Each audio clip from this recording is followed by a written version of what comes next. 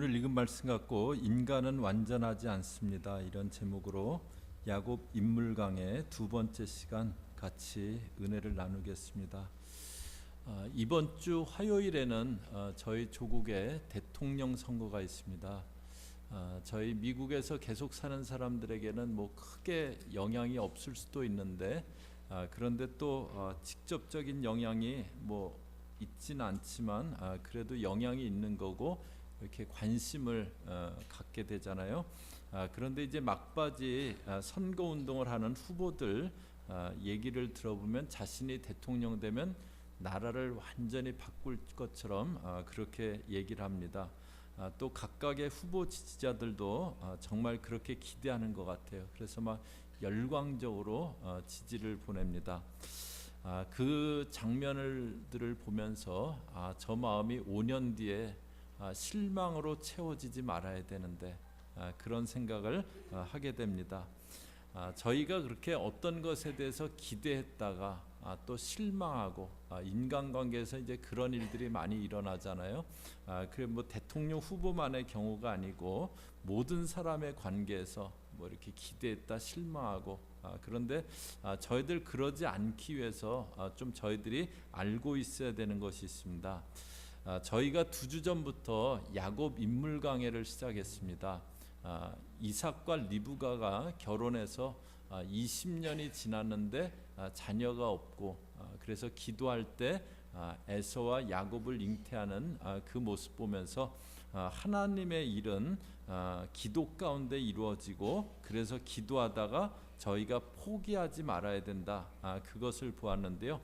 저희 오늘 말씀은 그렇게 해서 태어난 에서와 야곱이 장성해서 그 후의 일입니다. 여기 보면 이제 에서, 야곱, 또 이삭, 리브가 이런 인물들이 나오는데 이들을 통해서 인간이라는 저희 인간이라는 존재에 대해서 좀 더 이해할 수 있는 그런 모습을 볼 수가 있습니다. 이 모습 저희가 오늘 같이 보면서 저와 여러분은 사람 관계에서 기대했다가 실망하고 그런 것들이 계속 반복되는 그런 삶이 아닐 수 있기를 바랍니다.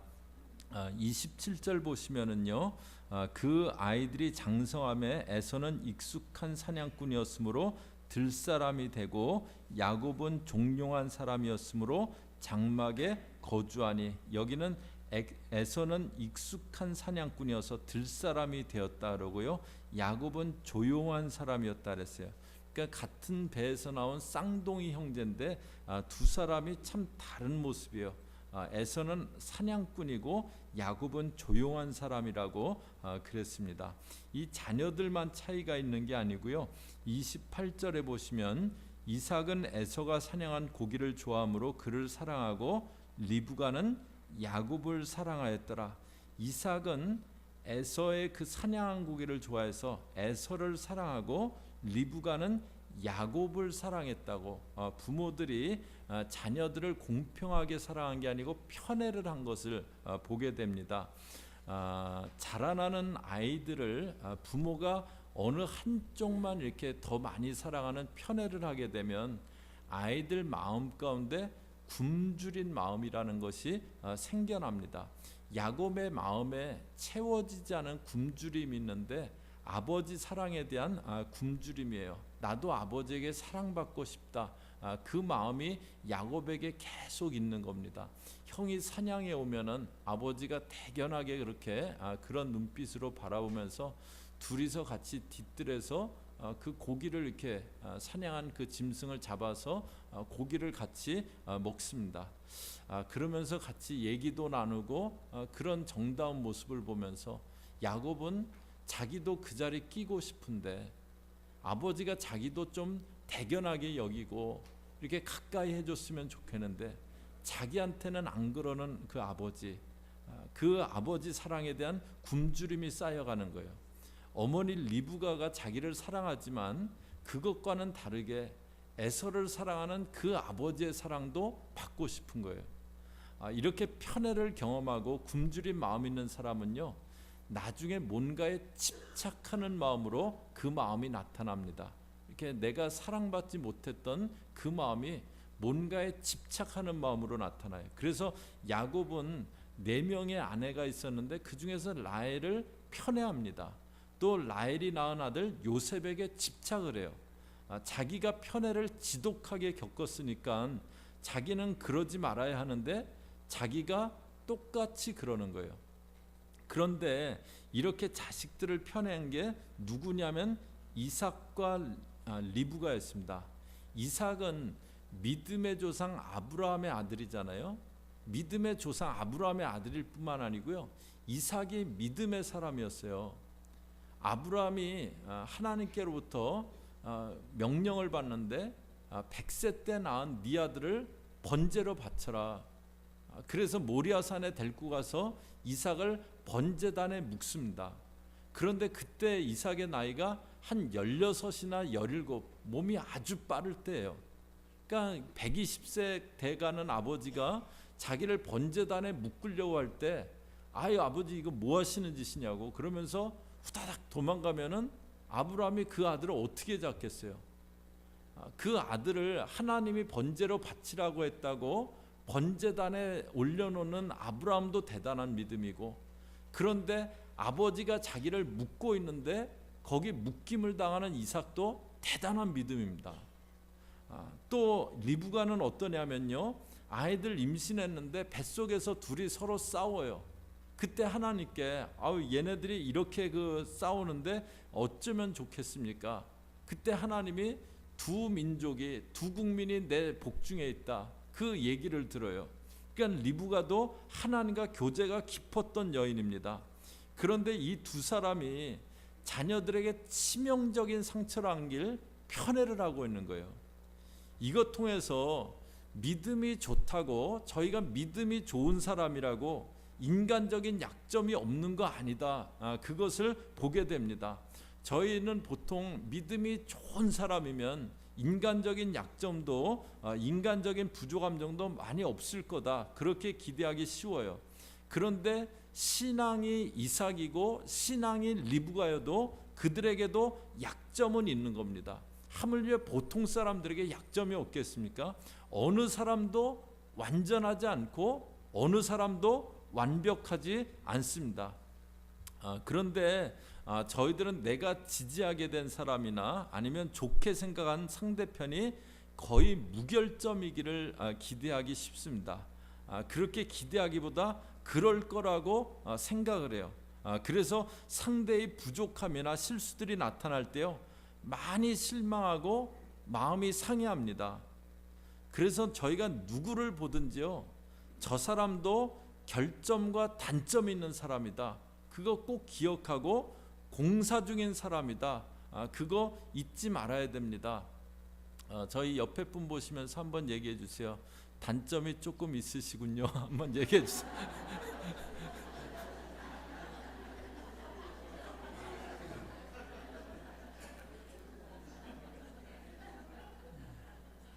그냥 이 눈으로 다 보는 거예요. 이렇게 저 사람은 안 그러겠지, 그 눈으로 보면은 꼭 실망합니다. 근데 틀림없이 내가 모르지만 단점이 있다. 뭐 저 같은 경우에도 그렇습니다. 저희 교우들이 이렇게 누구에게 저를 소개할 때 막 무공예라고 소개하시는 분들이 계신데, 저는 그 얘기 들을 때마다 저는 공예가 많은 자인데 그런 생각합니다. 그렇게 너무 과대광고하시면은 나중에 그분들이 이제 실망하시잖아요. 저희들 이렇게 누구도 완벽하지 않습니다. 누구도 온전하게 나를 만족시켜 줄 거다, 그렇게 기대하면은요, 꼭 실망하게 돼요. 모든 사람들은요 공사 중입니다. 이렇게 공사장에 가면은 완성이 되면은 건물이 멋있지만 어수선하잖아요. 그리고 뭐 흉하기도 하고, 모든 사람들에게 그런 모습이 있습니다. 그 모습이 보일 때 인간은 공사 중이다, 그거 기억해야 됩니다. 누구를 볼 때도 마찬가지. 누구를 볼 때도 뭐 아주 믿음이 좋아 보이는 그런 직분자들을 보실 때도 그렇고, 누구를 보시거나 공사 중인 사람이다, 그것을 기억하면서 봐야 됩니다. 그런데 이제 저희 자신으로 돌아오면은요, 그러면 나는 공사 중이니까 편하게 내 모습 그대로 대강 그냥 살아버리고 대강 살면서 공사 중이어서 그래요. 그러면 될까? 29절부터 이제 또 보시면요. 야곱이 죽을 수 없더니 에서가 들에서 돌아와서 심히 피곤하여. 이제 에서가 그 사냥하고 돌아오는 길입니다. 30절에 야곱에게 이르되 내가 피곤하니 그 붉은 것을 내가 먹게 하라 한지라. 야곱이 그 야곱에게 에서가 나 그것 좀 먹자고 그럽니다. 그런데 이것은 어쩌다 보니까 우연히 이렇게 된 그런 것일 수도 있지만 야곱이 아주 계산해 갖고 일어난 그런 일일 가능성이 많이 있습니다. 형이 갖고 있는 장자권을 그건 내가 가져야겠는데 어떻게 하나 계속 생각하다가 형이 사냥 간 그날 그 시간 맞춰서 죽을 쓰고 있는 거예요. 거기에 에서가 딱 걸려서 그것 좀 달라고 합니다. 그랬더니 31절에 야곱이 이르되 형의 장자의 명분을 오늘 내게 팔라. 이건 야곱이 속으로 많이 연습한 얘기예요. 형이 이제 먹을 거 달라고 하면은 그것 좀 먹자 그러면은 장자권 달라고 하지. 딱 그때 얘기해야지. 많이 연습해 놓은 말이에요. 32절에 에서가 이르되 내가 죽게 되었으니 이 장자의 명분이 내게 무엇이 유익하리요? 장자의 명분이 무엇이 유익하냐? 그런데 이렇게 얘기할 수 있는 게 아닙니다. 장자라는 거는요, 그 둘째 아들보다 유산을 2배 받고 그 가문을 이어받는 특권이 포함되어 있어요. 그런데 에서는 그 지금 뭐 배고프다고 죽기까지 하겠습니까? 그런데 장자의 명분이 무슨 유익이냐고 그럽니다. 그러자 이제 야곱이 다시 얘기해요. 33절에 야곱이 이르되 오늘 내게 맹세하라. 에서가 맹세하고 장자의 명분을 야곱에게 판지라. 아주 치밀하게 계산해 갖고 맹세까지 하라고 그렇게 합니다. 그런데 야곱은 왜 이렇게 장자권을 갖고 싶어 했을까? 이삭이 60세 때 에서와 야곱을 낳았습니다. 그런데 아브라함이 175세까지 살았어요. 100세에 이삭을 낳았던 아브라함이 175세까지 살았습니다. 그러면 에서와 야곱을 낳을 때가 아브라함 나이가 160세예요. 그때부터 15년을 아브라함이 더 사는 겁니다. 그 에서와 야곱이 15살 될 때까지 아브라함이 사는 거예요. 아브라함이 그 에서와 야곱에게 자기가 가나안에서 그 갈대아우르에서 가나안으로 이주를 했고 하나님이 너로 큰 민족이 되게 할 것이다. 그것을 약속해 주셨다는 것, 그런 것들 다 얘기해 줬을 겁니다. 에서와 야곱이 할아버지에게서 그걸 다 들은 거예요. 하나님이 우리로 큰 민족을 이루겠다. 그걸 듣고 거기에 장자가 굉장히 중요하다. 야곱은 그거를 마음에 새기고 야곱은 방법은 잘못되었지만 그래서 내가 그 축복 가운데 들어가야겠다. 그것을 굉장히 사모합니다. 에서도 똑같이 들었어요. 그런데 에서는 별로 관계치 않아요. 한 그릇 팥죽 때문에 한 민족의 조상이 될 그 장자권을 팔아버립니다. 인간적인 면모로 보면은요, 에서가 훨씬 괜찮은 사람이에요. 에서라는 그 이름의 뜻은 털이라는 뜻입니다. 그러니까 에서는 막 남자가 생긴 것도 진짜 남자답게 막 생기고 그리고 성격도 이렇게 화통한 막 그런 그 사람이에요. 야곱은 이렇게 좀 안 좋은 말로 하면은 아주 쪼잔한 사람이에요. 거기에 교활한 사람입니다. 그런데 그는 하나님이 주신 복을 사모하고요, 자기가 그 믿음의 계보에 들어가기를 원합니다. 아주 영적인 갈망이 이 야곱 가운데는 있었습니다. 그 야곱과 에서의 결과 또 후대의 평가는 어떻게 되냐면요, 34절에 보시면 야곱이 떡과 팥죽을 에서에게 주매 에서가 먹으며 마시고 일어나 갔으니 에서가 장자의 명분을 가볍게 여김이었더라. 에서는 장자의 명분을 가볍게 여겼던 사람이다. 그렇게 얘기합니다. 더군다나 신약에서는 이렇게 평가하는데요. 히브리서 12장 16절이요. 저희 앞에 보시면서 같이 읽습니다. 시작. 음행하는 자와 혹 한 그릇 식물을 위하여 장자의 명분을 판 에서와 같이 망령된 자가 없도록 살피라. 에서를 망령된 자라고 합니다. 정말 하지 못할 일을 한 사람, 그 사람을 망령된 자라고 하잖아요. 에서가 망령된 자라고 성경은 평가합니다. 반면에 야곱은요, 교활하고 계산적이고 남자답지 못한 그런 자였어요. 그런데 그는 이스라엘 12지파의 족장이 됩니다. 에서도 에돔족 속에 그 족장이 되고 뭐 산 거는 그냥 뭐 이렇게 그냥 잘 살았어요. 그런데 영적으로는 아무 의미도 없습니다. 그런데 야곱은 하나님의 선택된 민족인 이스라엘의 조상이 됩니다. 그리고 아주 부족했지만 하나님이 자기 그 백성들의 조상이 될 자이기 때문에 그 모습으로 변화를 시켜 나가십니다. 하나님의 복을 구하고 믿음의 계보에 있기 원하는 야곱을 하나님이 변화시켜 나가세요. 저와 오늘 여러분 같이 예배하면서 나는 얼마나 영적인 열망이 있는가 한번 보시기 바랍니다. 에서는 그냥 이렇게 세상적으로 보면 그냥 잘 살았어요. 그런데 하나님 보시기에는 망령된 삶이었습니다. 야곱은 이후로 고난을 많이 겪습니다. 그런데 하나님이 변화시켜 나가세요. 그리고 이스라엘 12지파 조상이 되게 하십니다. 저희가 부족하고 공사 중인 자들인데, 그런데 저희가 꼭 해야 될 게 있는데 영적인 열망을 꼭 갖고 있어야 됩니다. 나는 하나님이 복 주시는 그 믿음의 계보 가운데 서 있겠다. 나는 그 하나님이 주시는 복과 은혜를 받아 누리는 그 자리 가운데 있는 그 사람 되겠다. 그걸 작정하는 겁니다. 그 작정이 있는 사람은 부족함이 있어도요, 하나님이 변화시켜 나가세요. 주 안에 있기 때문에 주님이 다듬어 나가십니다. 완벽한 사람은 없어요. 사람에게서 다른 사람을 대할 때는 너무 이상적인 완벽함, 그걸 기대하지 마시고요. 그러나 저희 자신은 영적인 열망을 갖고 주님과 함께 하겠다.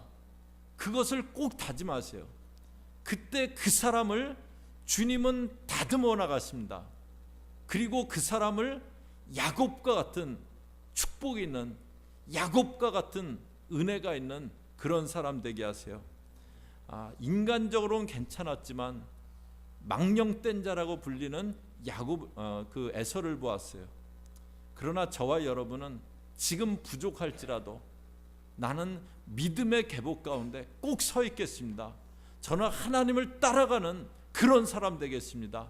그 영적인 열망 갖고 하나님이 야곱과 같이 빚어나갈 수 있는 그런 믿음의 사람 되는 저와 여러분 되시기를 주의 이름으로 축복합니다. 같이 기도하겠습니다.